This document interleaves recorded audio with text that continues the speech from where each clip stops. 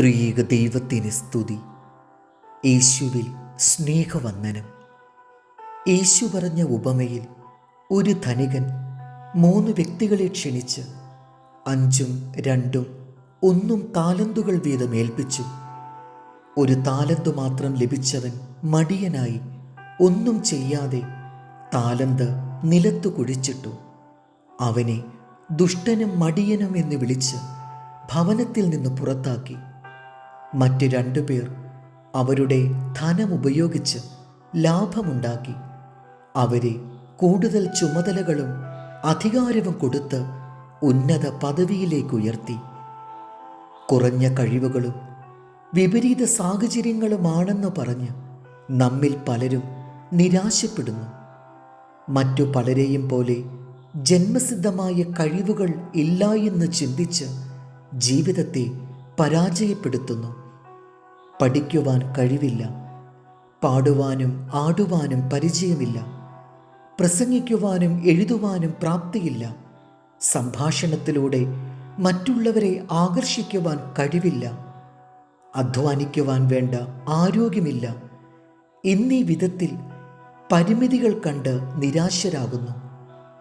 പ്രശ്നങ്ങളാകുന്ന വന്മതിൽ ജീവിതത്തിൻ്റെ മുന്നിൽ കാണുന്നു.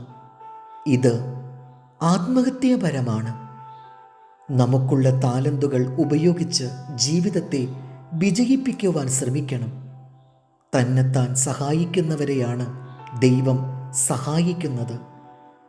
പ്രസിദ്ധനായ ഡെയിൽ കാർണിജിയുടെ ചെറുപ്പകാലത്ത് പണസംബന്ധമായി വലിയ ബുദ്ധിമുട്ടായിരുന്നു. ഏതെങ്കിലും തൊഴിലിൽ ഏർപ്പെടുവാൻ പണമില്ലായിരുന്നു.